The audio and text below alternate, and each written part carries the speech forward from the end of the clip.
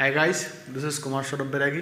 आपका agri mentor YouTube channel पे बहुत बहुत स्वागत है, अभिनंदन है। जैसा कि मैंने आपको पहले लेक्चर में भी बताया था कि मैं आप लोगों को एग्रोनॉमी और उससे रिलेटेड कंसेप्ट बताऊंगा, जो कि आईपीएस, एएफओ, नाबार्ड और ऑल एग्रीकल्चर कॉम्पिटिटिव एग्जाम्स के लिए हिसाब से बहुत ज़्यादा इंपॉर्टेंट है। तो इस लेक्चर में हम एग्रोनॉमी से रिलेटेड कंसेप्ट्स के बारे में जानेंगे। सबसे पहले मैं आपको बताने जाऊँगा एग्रोनॉमी। एग्रोनॉमी से आप क्या समझते हैं और एग्रोनॉमी होता क्या है। एग्रोनॉमी मेनली है ग्रीक वर्ड है एग्रोनॉमी, ग्रीक लैंग्वेज से लिया गया है और ये दो वर्डों से मिलकर बना रहता है, एग्रोस और नोमोस। एग्रोस मतलब फील्ड, नोमोस मतलब मैनेजमेंट, मतलब management of field is known as agronomy. पर दूसरी भाषा में एक दूसरी डेफिनेशन में मैं आपको बताना चाहूँगा एग्रोनॉमी क्या होता है।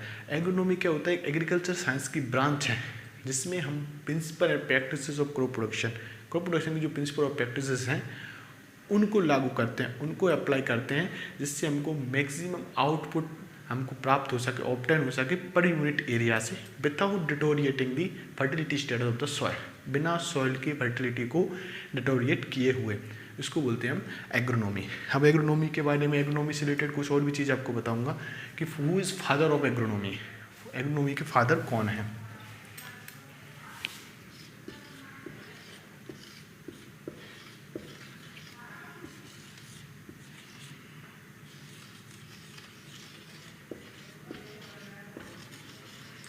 Peter de Crescenzi.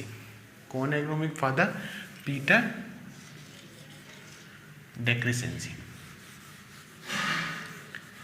Peter de Crescenzi agronomy के फादर हैं।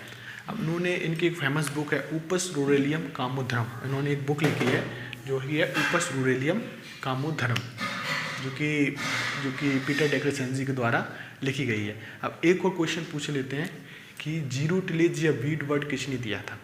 जीरो टिलेज या वीड वर्ड किसने दिया था? वो दिया था जेथ्रो टूल ने।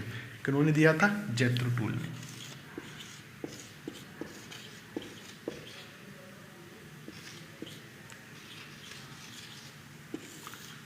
जेथ्रो टूल ने बीट्स या जीरो टिलेज वर्ड दिया था। इनको फादर ऑफ बीट साइंस भी बोलते हैं। क्या बोलते हैं इनको? Father of beat science, Jethro tool.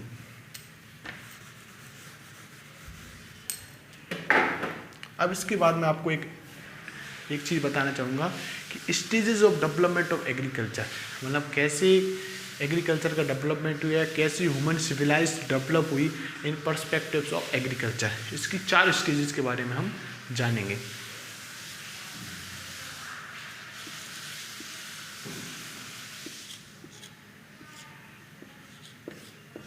पहली है हंटिंग, दूसरी है पास्चरल, तीसरी है क्रॉप कल्चर,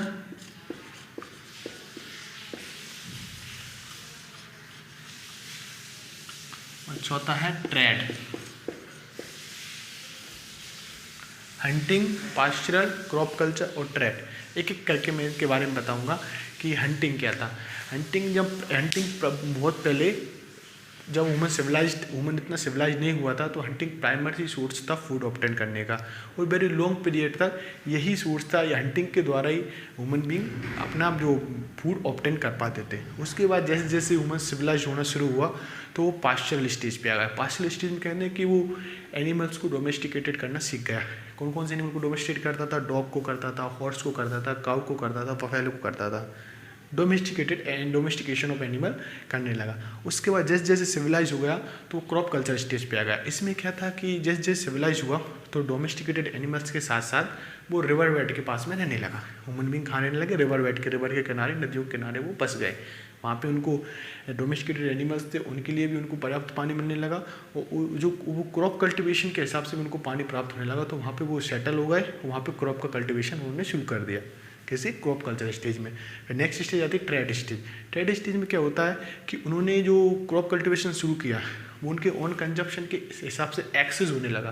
तो जो एक्सेस होता था उसका वो ट्रेड करने लगे। जो एक्सेस उनके पास होता था उसको ट्रेड करने लगे, वो कमर्शियलाइज हो गए। ये थी stages of development of agriculture. अब मैं आपको बताना चाहूँगा types of farming.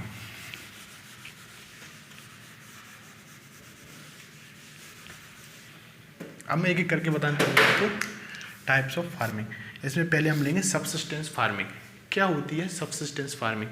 Subsistence farming में फार्मर जब अपने ओन कंजप्शन के लिए उसके और उसके फैमिली कंजप्शन के लिए जब वो क्रॉप कल्टीवेशन करता है तो उसको हम बोलते हैं सबसिस्टेंस फार्मिंग, जीवन निर्वाह खेती। ठीक है। अब दूसरी है कमर्शियलाइज फार्मिंग। कमर्शियलाइज फार्मिंग का मेन पर्पज ये होता है कि उसको सेल करने के लिए बोलते हैं, जिससे कि उनको कैश या एडिशनल इनकम उनको प्राप्त हो सके फार्मर को। इसका मेनली पर्पज होता है कमर्शियल फार्मिंग का फॉर सेल। तीसरा अपन पढ़ेंगे इंटेंसिव।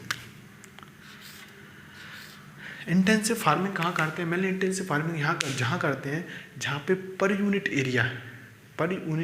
एरिया पर पर्सन के हिसाब से कम हो, जो कि खेती योग्य भूमि पर यूनिट पर्सन के हिसाब से लिमिटेड हो, तो वहाँ पे उन कंट्रियों में इंटेंसिव फार्मिंग की जाती है, जिससे कि हमको मैक्सिमम आउटपुट हमको प्राप्त हो सके पर यूनिट एरिया से। ये इंटेंसिव फार्मिंग मेनली कहाँ की जाती है? इंडिया में की जाती है, चाइना में की जाती है, यूके में की जाती है, ब्रिटेन इंग्लैंड में की जाती है। अब है एक्सटेंसिव फार्मिंग।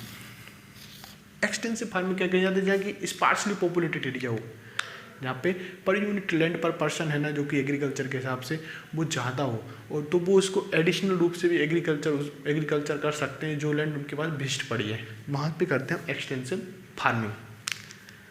अब है shifting farming. Shifting farming mainly forest areas में की जाती है। मेनली अपने को आदिवासी प्रजातियाँ बहुत लोग इसको करते हैं शिफ्टिंग कल्टीवेशन को। ये क्या करते हैं? जहाँ पे फॉरेस्ट होता है उसको स्लैश एंड बर्न फार्मिंग भी बोलते हैं, इसको स्लैश एंड बर्न।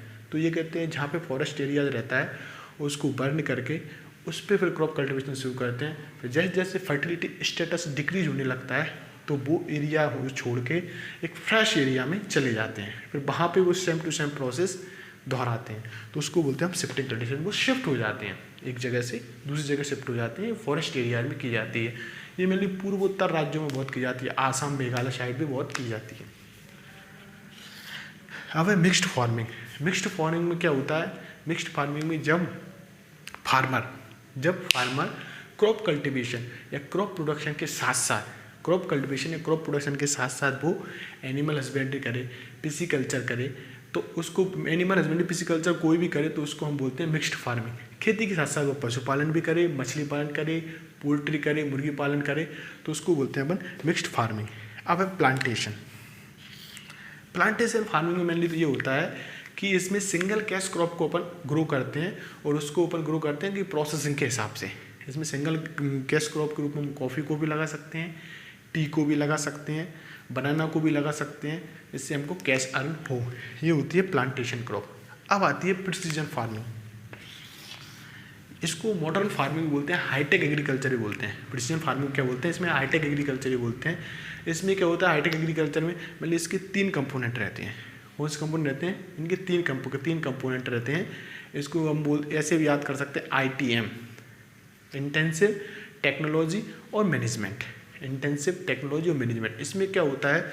जो हम इनपुट लेते हैं वो भी अप्रोप्रिएट लेते हैं, टेक्नोलॉजी का भी अप्रोप्रिएट यूज़ करते हैं, appropriate technology appropriate input use करते हैं, जिससे कि हमको मैक्सिमम आउटपुट प्राप्त हो सके, जो कि हमारे लिए इकोनॉमिकल और हमारे लिए एनवायरमेंटली भी फिजिबल हो।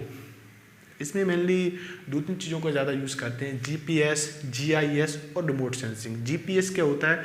Global positioning system. GIS क्या होता है? Geographical information system. और रिमोट सेंसिंग, इन तीनों का यूज़ करते हैं मेनली प्रिसीजन फार्मिंग करने में। तो ये हमने जाना टाइप्स ऑफ फार्मिंग के बारे में। अब हम जानेंगे कुछ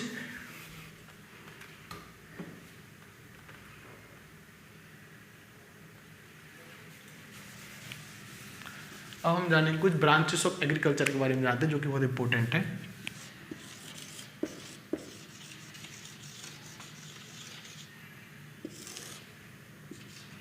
कुछ ब्रांचेस एग्रीकल्चर की जो कि बहुत ज़्यादा इंपॉर्टेंट है, कुछ के बारे में आपको बताना चाहूँगा। जैसे है वर्मी कल्चर,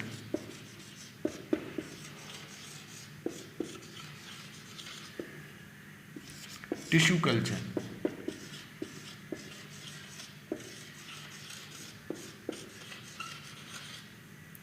एपीकल्चर,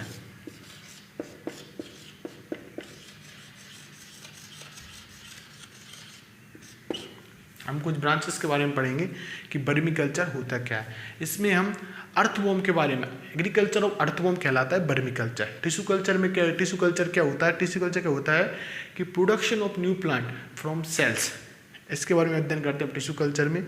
एपीकल्चर क्या होता है? एपीकल्चर में हम स्टडी करते हैं हनी बी के बारे में। किसके बारे में स्टडी करते हैं हम? हनी बी के बारे में।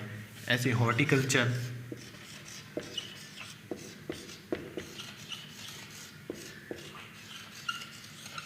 हॉर्टिकल्चर में किसके स्टडी करते हैं? Fruit and vegetables.